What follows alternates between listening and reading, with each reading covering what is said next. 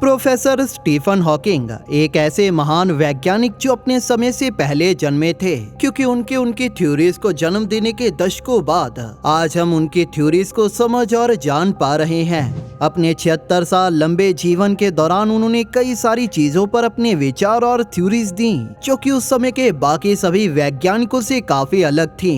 उनके black holes, big bang, life के origin, time, aliens, time travel और multiverse को देखने का नजरिया इतना खास था कि वो हमारी आज की कई नई ऑब्जर्वेशन और रिसर्चेस के दौरान कंफर्म भी किया जा रहा है।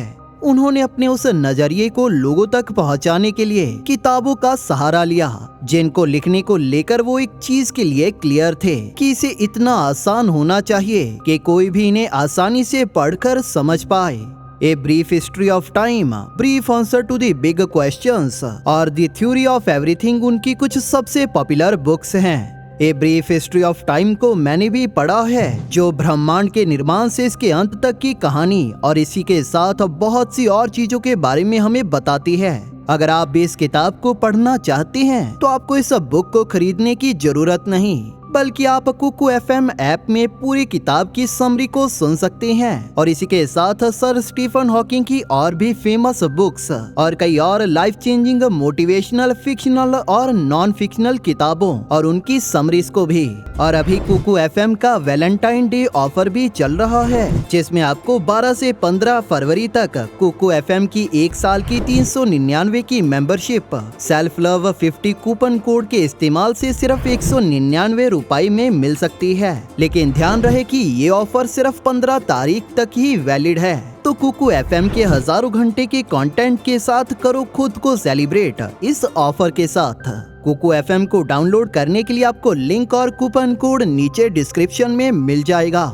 सर स्टीफन हॉकिंग एक फिजिसिस्ट होने के साथ ही एक काफी मॉडर्न पर्सन भी थे। उन्हें फ्यूचर टेक्नोलॉजीज में काफी ज्यादा इंटरेस्ट था। इसी वजह से वो James Webb space telescope mission में काफी इंटरेस्टेड थे और वो इस स्पेस टेलीस्कोप को काम करते हुए देखना चाहते थे।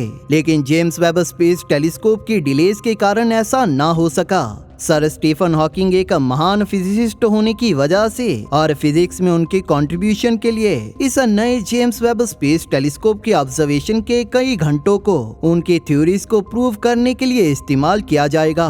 उनकी इन्हीं थ्योरीज में से एक है उनकी आखिरी थ्योरी, एक ऐसी थ्योरी जिस पर सर स्टीफन हॉकिंग ने इस दुनिया को अलविदा बोलने से पहले काम किया था, जो मल्टीवर्स थ्योरी के बारे में चर्चा करती है, जिसका मतलब है हमारे यूनिवर्स जैसे पैरेलल यूनिवर्स, यानी हमारे ब्रह्मांड का जुड़वा यूनिवर्स।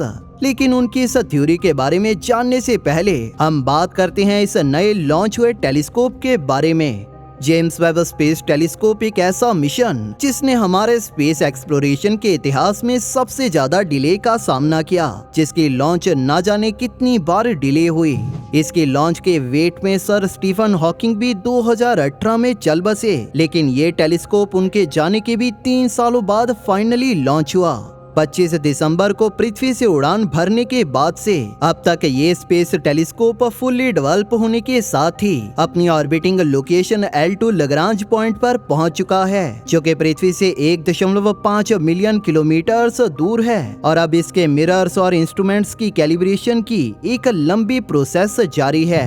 नासा का कहना है कि अपने 6.5 मीटर्स में फैले मिरर्स की वजह से ये हमारे सौर मंडल के बाहर मौजूद ग्रहों के एटमॉस्फेयर के अंदर देख पाने के साथ ही गैस के बड़े बड़े बादलों में भी देख पाने के काबिल होगा, जहां पर नए सितारों और ग्रहों का निर्माण होता है। इन नए ग्रहों और सितारों को देखने के साथ ही इसके ये मिरर इसकी मदद ब्रह्मांड की सबसे पुरानी गैलेक्सीज और सितारों से आ रही लाइट को इकट्ठा कर उन्हें देखकर उनके बारे में जानने में मदद करेंगे। नासा के कुछ वैज्ञानिकों का तो यहाँ तक कहना है कि ये हमारे ब्रह्मांड के निर्माण के कुछ 100 से 200 मिलियन साल बाद तक के यूनिवर्स को देख पाने के काबिल होगा, यानी कि आज से 13.7 बिलियन साल पुराने यूनिवर्स को। हमारे ब्रह्मांड की अभी तक की स्टडी से हम इस बारे में जान पाए हैं कि यूनिवर्स 13.8 बिलियन साल पुराना है, यानी कि इस जेम्स वेब स्पेस टेलीस्कोप के साथ हम पहले सितारों के जन्म और पहली गैलेक्सीज के निर्माण को भी देख सकते हैं। इसी वजह से स्पेस टेलीस्कोप साइंस इंस्टीट्यूट, जो कि हबल और जेम्स वेब स्पेस टेलीस्कोप के साइंस ऑपरेशन पर नजर रखता है, उन्होंने वैज्ञानिकों को इस बात को लेकर प्रपोजल्स भेजे थे कि वो जेम्स वेब स्पेस टेलीस्कोप के 6000 घंटों के ऑब्जर्वेशन टाइम को किस तरह से इस्तेमाल करना चाहते हैं। उन वैज्ञानिकों में से कुछ लकी वैज्ञानिकों को उनके प्रोजेक्ट्स के लिए अप्रूवल मिल गए हैं। इस जेम्स वेब स्पेस टेलीस्कोप से हमें यूनिवर्स से जुड़ी ऐसी नॉलेज मिलेगी जो हमारे अंतरिक्ष को देखने के नजरिए को हमेशा के लिए बदल सकती है। और इस टेलीस्कोप के पास हमारे ब्रह्मांड के गहरे रहस्यों को सुलझाने के लिए 10 से भी ज्यादा सालों का ऑपरेशनल टाइम है, क्योंकि नासा ने इसे इतनी सटीकता के साथ लॉन्च किया था कि इसे अपनी फाइनल ऑर्बिटिंग लोकेशन तक पहुंचने में बहुत कम फ्यूल का इस्तेमाल करना पड़ा, और जिसे अब इसके आगे की मिशन ड्यूरेशन के दौरान इस्तेमाल किया जाएगा। कुछ वैज्ञानिकों ने सर स्टीफन हॉकिंग की कुछ थ्योरीज की कंफर्मेशन करने के लिए जेम्स वेब स्पेस टेलीस्कोप के ऑब्जर्वेशनल टाइम में मांग की, और जिसके लिए उन्हें अप्रूवल भी मिला, जिसमें मल्टीवर्स से जुड़ी उनकी थ्योरी पहले नंबर पर है। उनकी ये थ्योरी खास इस वजह से भी है क्योंकि ये सर स्टीफन हॉकिंग के द्वारा पब्लिश आखिरी थ्योरी है, और जिसे उन्होंने दुनिया को अलविदा बोलने से महज 10 दिन पहले ही पब्लिश किया था। इस थ्योरी को उन्होंने थॉमस हैडलॉक के साथ मिलकर बनाया था, और जिसे उन्होंने smooth exit from cosmic inflation का नाम दिया। ये थ्योरी उनकी फाइनल थ्योरी होने के बाद भी ये उनकी एक पहली थ्योरी पर ही बेस्ड थी। अगर जेम्स वेब स्पेस टेलीस्कोप किसी तरह से मल्टीवर्स की एग्जिस्टेंस को प्रूव करता है तो ये हमारी साइंस का एक ब्रेक थ्रू होगा। लेकिन आखिर ये मल्टीवर्स थ्योरी है क्या? ये एक ऐसी थ्योरी है जो इस और इशारा करती है कि हमारा ब्रह्मांड, जो कई 100 बिलियन गैलेक्सीज और अनगिनत सितारों से भरा है और कई दसियों बिलियन लाइट ईयर्स में फैला है, वो एक लौता यूनिवर्स नहीं है, बल्कि ये इस जैसे ही हजारों ब्रह्मांडों में से एक है जो हमारे यूनिवर्स से पूरी तरह से अलग होंगे और जो एक दूसरे से रेयरली ही मैच करेंगे। ये थ्योरी तो यहाँ तक दावा करती है कि हमारे यूनिवर्स जैसे इन्फिनाइट यूनिवर्सेस हो सकते हैं जिनकी अपनी फिजिक्स के लॉज होंगे, अपने सितारे और गैलेक्सीज के कलेक्शन होंगे, और यहाँ तक कि अपनी इंटेलिजेंट सिविलाइजेशंस भी। तो इस तरह से हमारा यूनिवर्स यूनिवर्सिस की एक बड़ी चेन का हिस्सा होगा, यानी एक मल्टीवर्स। अगर हम लॉजिक के अनुसार भी सोचें, अगर सच में इन्फिनाइट यूनिवर्सेस हैं तो भी पार्टिकल्स को हर एक यूनिवर्स में अरेंज करने के लिए हमारे पास फाइनाइट ही तरीके होंगे, और जिसकी वजह से कुछ यूनिवर्सेस में सेम पैटर्न्स भी रिपीट होंगे, जिसका मतलब है कि एक बहुत ज्यादा दूरी पर आपकी एक सेम कॉपी आप ही की तरह इस वीडियो को देख रही होगी। हालांकि हो सकता है कि ये सब एग्जैक्टली सेम टाइम पर ना हो, क्योंकि अगर यूनिवर्सेस इन्फिनाइट नंबर में है तो ऐसे फिनोमिनाज भी इन्फिनाइट टाइम से रिपीट हो रहे होंगे। इस मल्टीवर्स थ्योरी का आइडिया कोई नया नहीं है, इसके बारे में हमें पहले भी फिजिक्स और फिलॉसफी में कई बार पढ़ने को मिला है, लेकिन जिसकी सबसे बेहतरीन एग्जाम्पल है इन्फ्लेशन थ्योरी। ये इन्फ्लेशन थ्योरी हमें एक ऐसे हाइपोथेटिकल यानी रचनात्मक इवेंट के बारे में बताती है जो तब हुआ था जब हमारा यूनिवर्स नया था, लगभग कुछ सेकंड्स पुराना। इन्हीं कुछ सेकंड्स में यूनिवर्स एक ऐसे पीरियड में गया जिस दौरान ये एकदम से फैलना शुरू हो गया, और जिससे इसका आकार इसके पुराने आकार से अरबों गुना ज्यादा इंक्रीज हो गया। और माना जाता है कि ब्रह्मांड का ये फैलाव आज से 13.8 बिलियन साल पहले जाकर खत्म हुआ था। लेकिन इस थ्योरी और इसके फर्दर हिस्सों से सर स्टीफन हॉकिंग सेटिस्फाइड नहीं थे। इसी वजह से उन्होंने हैडलॉक को उनका इस थ्योरी के दौरान साथ देने के लिए बोला। इस पेपर में सर स्टीफन हॉकिंग मल्टीवर्स के आइडिया को एक कोहेरेंट टेस्टेबल साइंटिफिक फ्रेमवर्क में बदलना चाहते थे, और जैसा उन्होंने किया भी।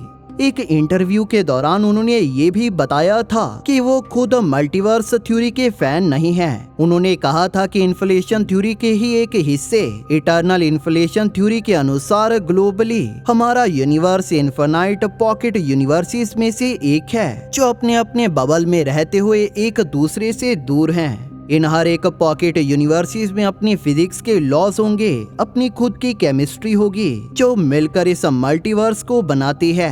इसके बाद उन्होंने कहा था, मैं इस मल्टीवर्स थ्योरी का फैन नहीं हूँ। इसी के साथ अगर उस मल्टीवर्स में यूनिवर्सेस का नंबर बड़ा है या इनफिनाइट है तो इस थ्योरी को किसी तरह से भी टेस्ट नहीं किया जा सकता। अपनी इस नई थ्योरी को बनाने के लिए उन्होंने फिजिक्स की एक ब्रांच स्ट्रिंग थ्योरी का इस्तेमाल किया, जो कि क्वांटम फिजिक्स को आइंस्टाइन की थ्योरी ऑफ रिलेटिविटी के साथ कनेक्ट करने का काम करती है।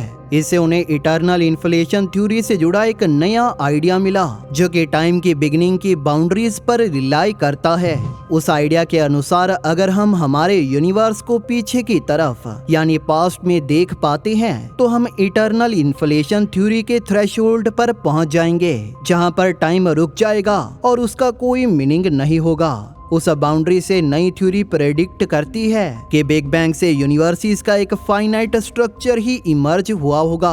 अगर ये थ्योरी सही पाई जाती है तो इसका मतलब होगा कि हमारे जैसे ही यूनिवर्सिस उसी पॉइंट से बने होंगे और इसी के साथ हमें पास्ट में देखने पर प्राइमोर्डियल ग्रेविटेशनल वेव्स भी मिले, जो यूनिवर्स के शुरुआती एक्सपेंशन से मैच होंगी। हालांकि अभी ये थ्योरी प्रूव होने से बहुत ज्यादा दूर है, क्योंकि इसको प्रूव करने से पहले वैज्ञानिकों को स्ट्रिंग थ्योरी को और भी बेहतर ढंग से समझना होगा।